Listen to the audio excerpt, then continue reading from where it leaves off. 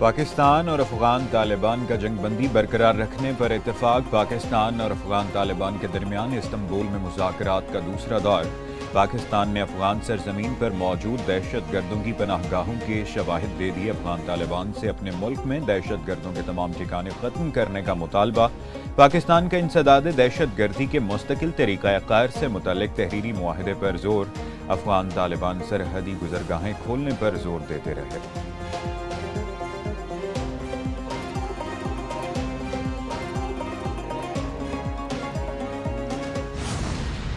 بھارت کے ساتھ تو ہم نے ایک جنگ لڑی ہے نا، اب وہ دوسری پراکسی جنگ جو ہے نا وہ افغانیوں کے ذریعے لڑ رہے ہیں۔ مجھے ان میں نظر آیا تھا کہ وہ کوئی امن چاہتے ہیں۔ کن شرائط پہ امن چاہتے ہیں یہ آہستہ آہستہ کچھ وہاں پہ واضح ہوئیں، کچھ یہ آج جو بات چیت ہو رہی ہے اس پہ واضح ہو جائیں گی۔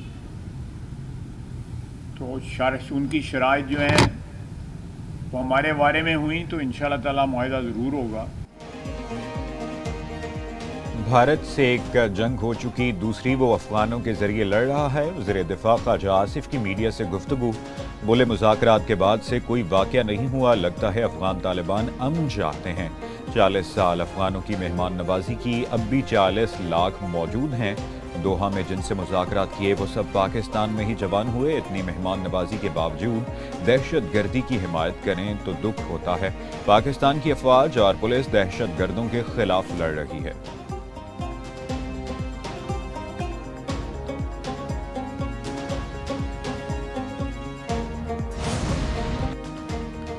امریکی صدر ڈونلڈ ٹرمپ کی قطر کے امیر اور وزیر اعظم سے ایشیا کے دورے پر روانگی کے دوران ملاقات۔ ٹرمپ نے قطری رہنماؤں کے غزہ امن معاہدے میں اہم کردار کو سراہا۔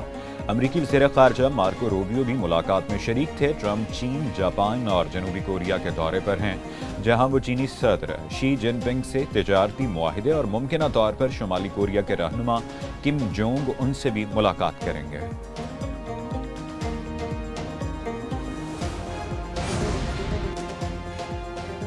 سیکیورٹی فورسز نے شمالی وزیرستان کے علاقے جھلر میں حملے کی کوشش ناکام بنا دی۔ آئی ایس پی آر کے مطابق سیکیورٹی فورسز کو بھارتی پراکسی فتنہ الخوارج کی جانب سے خودکش گاڑی کی اطلاع ملی تھی۔ آپریشن کے دوران فائرنگ کے تبادلے میں 3 خوارج مارے گئے۔ آپریشن کے دوران خودکش حملے کے لیے تیار کی جانے والی گاڑی بھی تباہ ہو گئی۔ علاقے میں ممکنہ خارجیوں کے خاتمے کے لیے کلیئرنس آپریشن بھی ہوا۔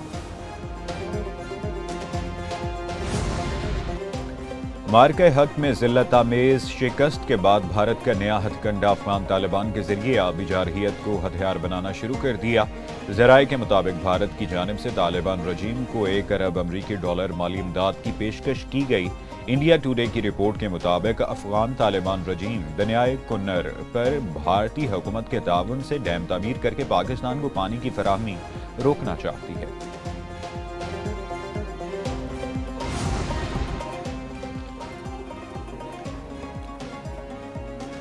فیلڈ مارشل سید عاصم منیر کی مصر کے صدر عبدالفتاح السیسی سے ملاقات۔ آئی ایس پی آر کے مطابق ملاقات اتحادیہ محل قاہرہ میں ہوئی۔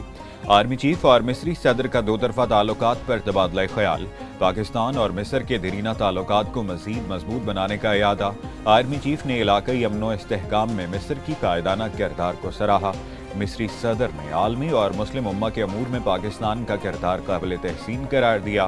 باہمی اسٹریٹجک مفادات کے معاملات پر تعاون کی ضرورت پر بھی زور دیا۔ آرمی چیف اور مصری صدر کا عوامی سطح پر روابط کو فروغ دینے پر اتفاق۔ سربراہ پاک بحری ایڈمرل نوید اشرف کا کریکس کے اگلے مورچوں کا دورہ۔ آئی ایس پی آر کے مطابق ایڈمرل نوید اشرف نے آپریشنل اور جنگی تیاروں کا جائزہ لیا۔ پاک میرینز میں 3 جدید ترین ہوور کرافٹ باضابطہ طور پر شامل۔ سربراہ پاک بحریہ نے کہا میری ٹائم سیکیورٹی کا تحفظ قومی خود مختاری کی اساس ہے۔ پاک بحریہ بحر ہند میں امن و استحکام کی ضامن اور قابل اعتماد قوت ہے۔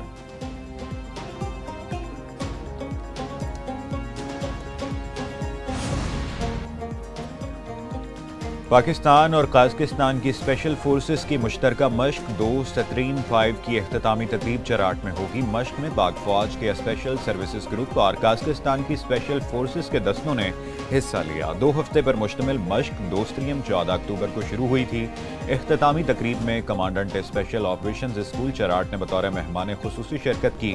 قازقستان کے سفیر اور دفاعی اتاشی نے بھی تقریب کا مشاہدہ کیا۔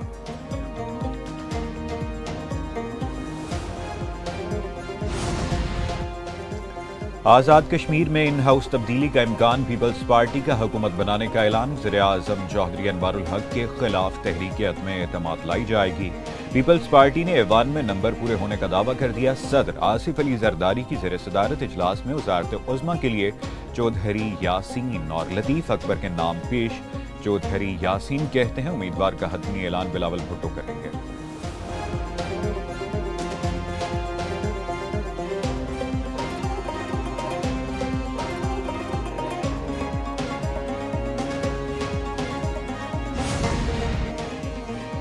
وزیر اعظم شہباز شریف کا جنوبی افریقہ اور پاکستان کی کرکٹ ٹیموں کے اعزاز میں عشائیہ۔ وزیر اعظم نے کہا جنوبی افریقہ کے ساتھ کرکٹ سمیت مختلف سطح پر شاندار تعلقات ہیں۔ جنوبی افریقہ نے کرکٹ کے عظیم کھلاڑی پیدا کیے۔ پاکستان کے کرکٹرز نے بھی ملک و قوم کا نام روشن کیا۔ Chairman P C B Mohsin Naqvi کی صلاحیتوں پر بھرپور اعتماد ہے۔ مہمان کرکٹرز نے حکومت اور عوام کی گرم جوشی پر شکریہ ادا کیا۔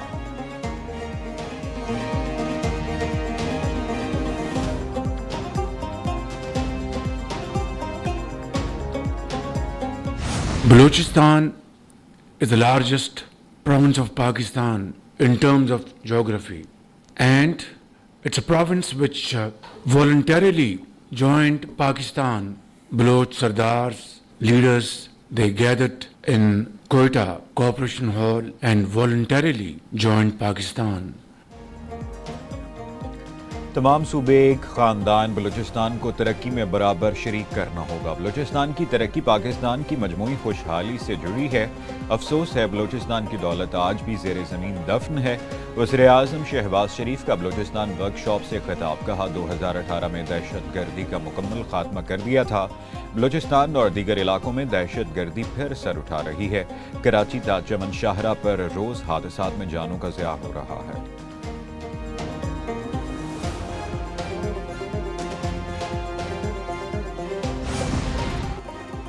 پی آئی اے کی برطانیہ کے لیے پروازیں 5 سال بعد بحال۔ قومی ایئر لائن کی پہلی پرواز اسلام آباد سے مانچسٹر پہنچ گئی۔ پاکستانی سفیر اور برطانوی پارلیمنٹ کے ارکان نے ایئرپورٹ پر مسافروں اور پی آئی اے کے عملے کا استقبال کیا۔ پی آئی اے کی برطانیہ کی گئی پروازیں بحال ہونے پر خصوصی طور پر کیک بھی کاٹا گیا۔ پاکستانی نیاد برطانوی شہریوں نے پی آئی اے کی پروازوں کی بحالی کو خوش آئند قرار دیا۔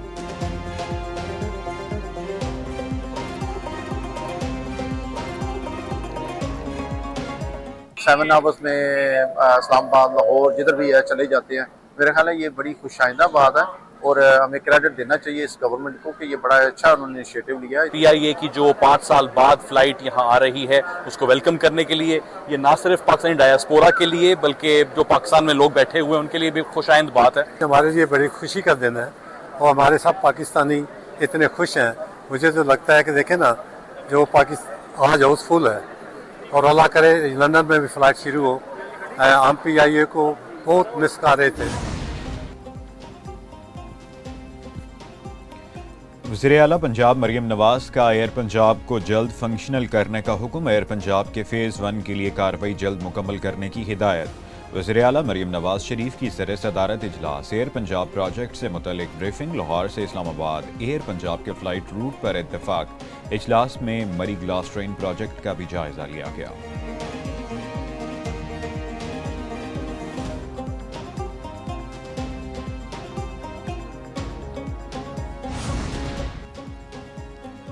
اسلام آباد میں ایس پی عدیل اکبر کی مبینہ خودکشی کا واقعہ۔ پولیس ذرائع کے مطابق ایس پی عدیل اکبر کی طبی بنیاد پر چھٹی منظور کی جا چکی تھی۔ عدیل اکبر نے 20 سے 22 اکتوبر تک کی چھٹی مانگی تھی۔ ڈی آئی جی آفس نے عدیل اکبر کی موت کے دن 23 اکتوبر کو چھٹی منظور کا آرڈر جاری کیا۔ عدیل اکبر نے ڈینگی کی رپورٹ آنے کے بعد چھٹی کی درخواست کی تھی۔ ڈینگی بخار کے باوجود ڈیوٹی پر موجود رہے۔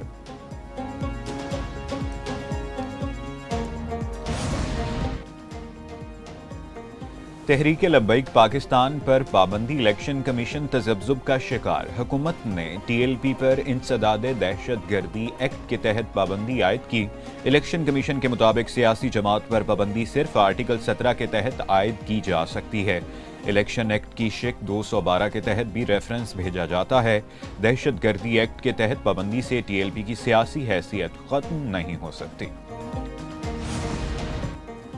बानी PTA ये 190 मिलियन पाउंड केस में जवाब नहीं दे सके। वज़ीर इत्तलात अता तारड़ की वज़ीराबाद में मीडिया से बातचीत। कहा वज़ीर आला का ये काम नहीं कि चप्पल के नापने, तस्वीरों की सफाई करना, जेल के बाहर सड़कों पर बैठना, ये वज़ीर आला का काम नहीं। वज़ीर आला का काम होता है अवामी फलाही मंसूबे लाए, जैसे सुथरा पंजाब। पंजाब हुकूमत ने वफाक को TLP के खिलाफ काफ़ी मवाद दिया।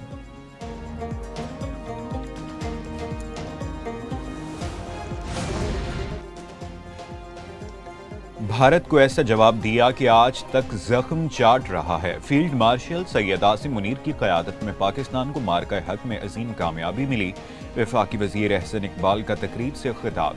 कहते हैं नवाज शरीफ ने आलमी दबाव मुस्तरद करते हुए मुल्क को एटमी क़ुव्वत बनाया। बानी PTI ने मुल्क को तबाही की तरफ धकेला। मुस्लिम लीग नून के हर दौर में मुल्क ने तेजी से तरक्की की।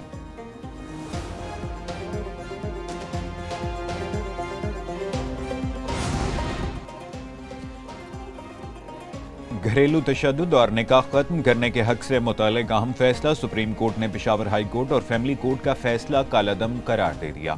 सुप्रीम कोर्ट ने करार दिया, औरत की मर्जी के बगैर अदालत खुला नहीं दे सकती। इजाज़त के बगैर शौहर की दूसरी शादी तनसीख निकाह के लिए जायज़ बुनियाद है। इस दवाजी जिंदगी में नफ्सियाती अजियत जिस्मानी तशद्दुद जितनी संगीन है। जस्टिस आयशा मलिक ने 17 सफ़हात पर मुश्तमिल फैसला तहरीर किया। रमज़ानुल मुबारक की दैन